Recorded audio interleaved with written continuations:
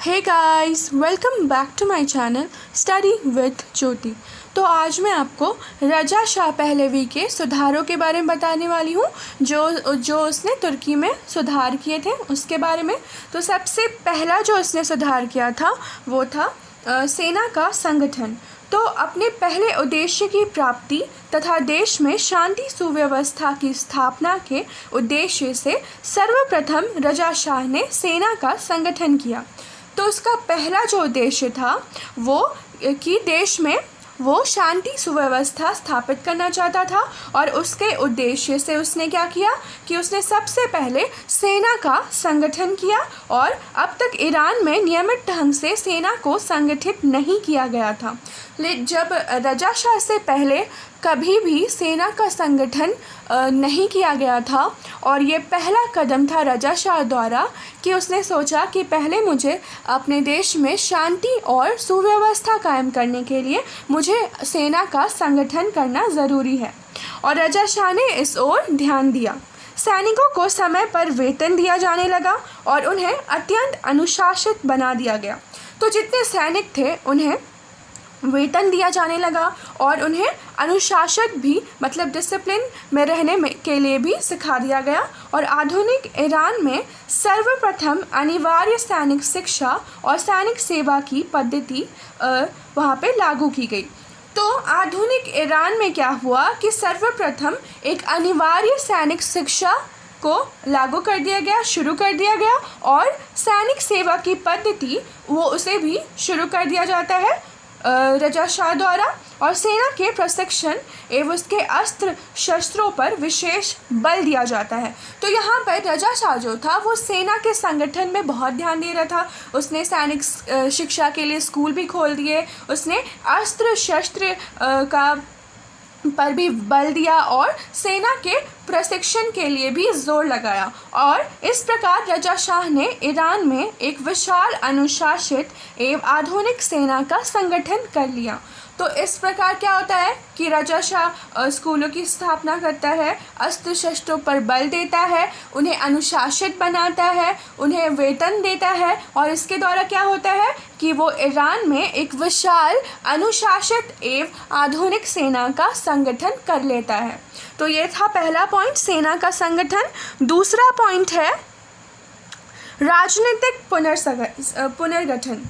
तो उसने राजनीतिक पुनर्गठन कैसे किया वो हम देखेंगे।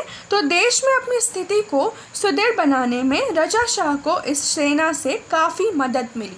तो इसने जो सेना का संगठन किया था उससे रजा शाह को बहुत ही मदद मिलती है आगे, और इस सेना के सहयोग से ही उसने साम्राज्य में सर्वत्र अशांति एवं विद्रोह का दमन कर दिया। तो इस सेना के सहयोग से ही क्या होता है कि वो अपने साम्राज्य में शांति की स्थापना करता है, और जितने भी विद्रोह हो रहे थे उस समय पे उसे भी शांत करता है, उसका भी दमन करता है और शांति सुव्यवस्था कायम करता है अपने देश में। उसने कुचिक खां के विद्रोह का भी दमन किया और खुरासन तथा अज़रबैजान में विद्रोहियों का नाश किया। ये इम्पॉर्टेंट है। तो उसने क्या क्या किया, कुचिक खां जो था उसके विद्रोह का भी उसने दमन किया, और खुरासन तथा अज़रबैजान में भी विद्रोही जितने थे उनका भी उसने इस सेना द्वारा नाश कर दिया। और विद्रोही घुमक्कड़ जातियों के विरुद्ध भी, तो जितने विद्रोही घुमक्कड़ जातियाँ थीं उनके विरुद्ध भी इन्होंने क्या किया, रजा शाह ने सैनिक अभियान चलाया और उन्हें अपने नियंत्रण में कर लिया। तो यहाँ देख सकते हैं कि वो अपनी सेना के मदद से कितने सारे राजनीतिक जितने भी विद्रोही थे उसे शांत करने में सफल होता है। और दक्षिण पश्चिम में मुहम्मरा के शेख खजल को भी अधीनता स्वीकार करने के लिए बाध्य कर देता है।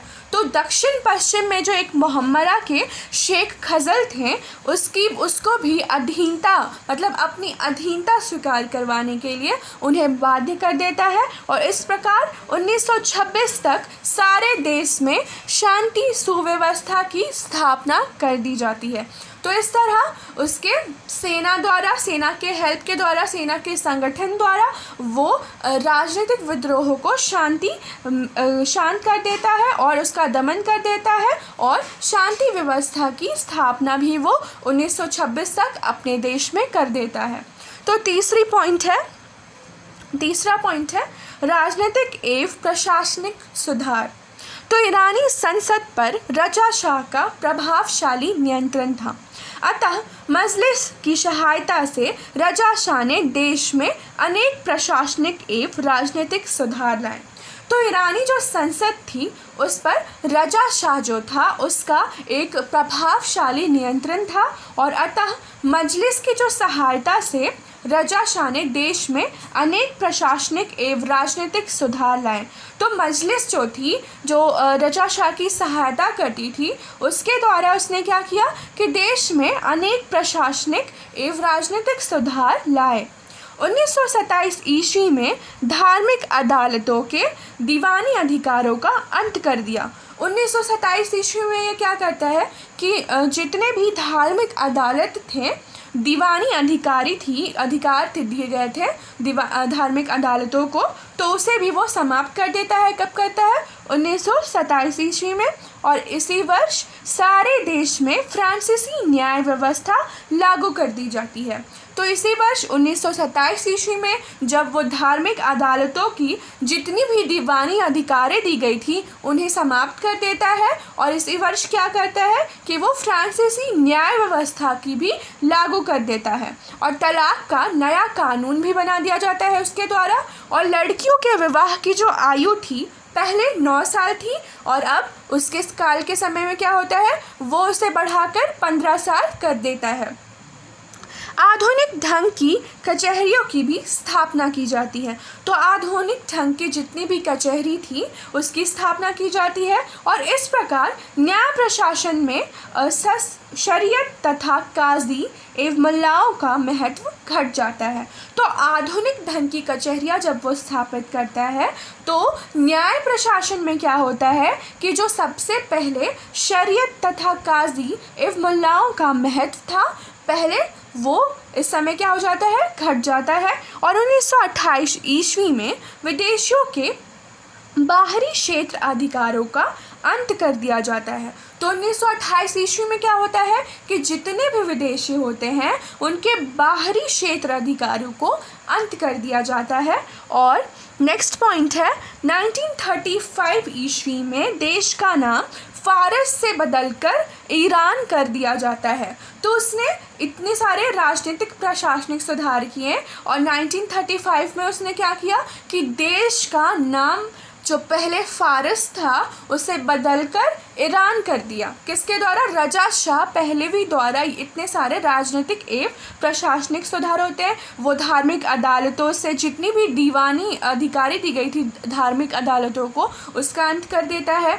आधुनिक कचहरियों की स्थापना करता है और इस तरह वो शरीयत काजी और जितने मुल्ला थे उनके हाथ में जितने भी पावर थे उन्हें छीन लेता है और उनके महत्व को कम कर दिया जाता है। और इसी तरह 1928 में क्या होता है, वो बाहरी क्षेत्र अधिकारों का अंत कर देता है और 1935 में क्या होता है कि वो अपने देश का नाम फारस से बदलकर क्या रख देता है, ईरान।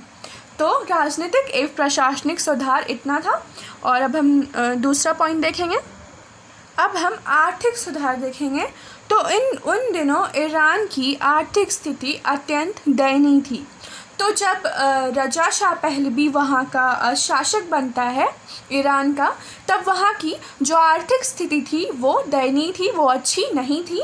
और रजा शाह आर्थिक दृष्टि से ईरान को संगठित आधुनिक एवं समृद्ध बनाना चाहता था।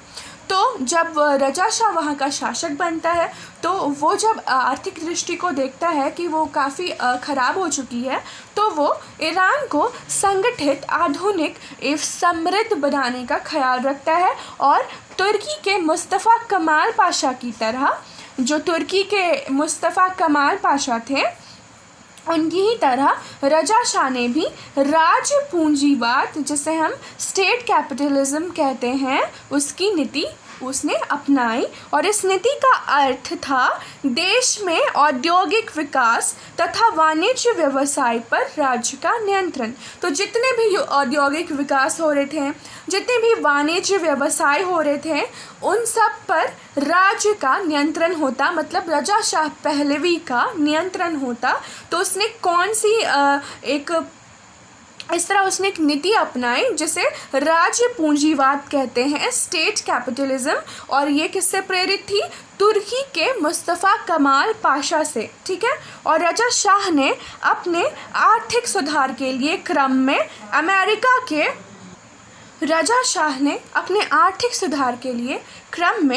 अमेरिका के आर्थिक विशेषज्ञ आर्थर चेस्टर मिल्स पॉक की सहायता ली।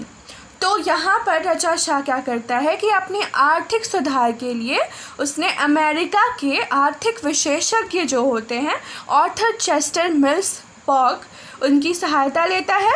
और इसी प्रकार एक जर्मन विशेषज्ञ लिंडन ब्लॉक का भी सहयोग लिया गया। तो इस तरह रजा शाह जो था वो अमेरिका से भी सहयोग ले रहा था और जर्मन से भी सहयोग ले रहा था। और क्योंकि वो आर्थिक सुधार करना चाहता था और ईरान में एक राष्ट्र बैंक की स्थापना भी की गई।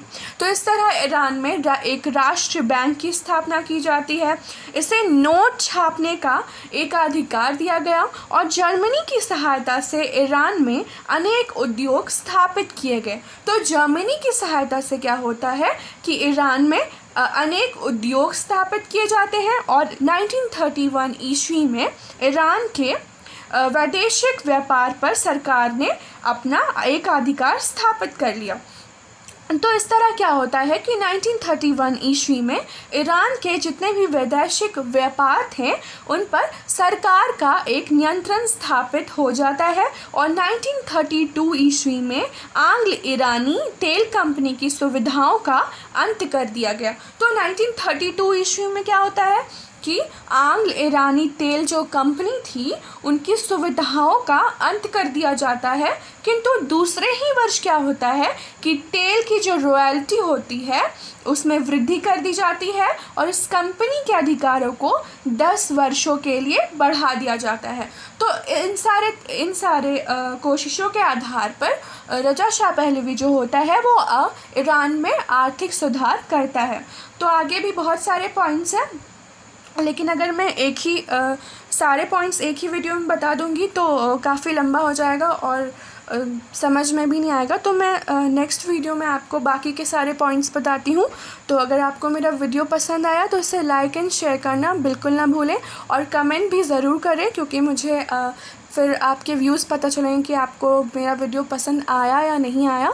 और अगर आपने अभी तक मेरे चैनल को सब्सक्राइब नहीं किया है तो इस चैनल को सब्सक्राइब भी ज़रूर कर लें। Thank you.